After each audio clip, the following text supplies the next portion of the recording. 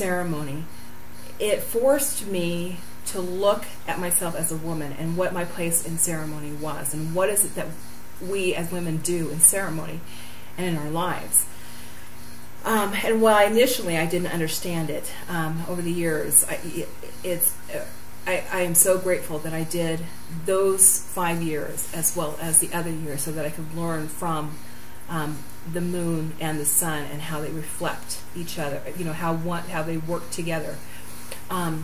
So what I heard initially was a list of things that we were not allowed to do. We weren't allowed to cook or to prepare food. We weren't allowed in the main camp or to be with our families with the main camp. We weren't allowed to sing men's ceremonial songs. We weren't allowed to do any of those things. You know, like in the old times, women weren't allowed to touch their hunting equipment.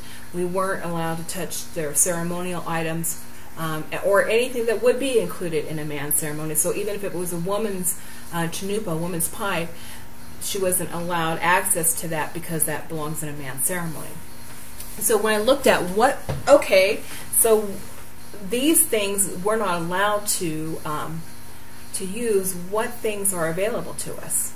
And over the years, I've discovered, again, like that distillation, that these things are incredibly powerful, and that it's up to us as women to begin to reframe this understanding as being banished from our communities, as being invited to a new sacred dimension. And I hope, again, that's one of those things that you pick up, that the Moon Lodge is not a banishment, it is an invitation into a sacred realm, a sacred circle for yourself, and to honor that.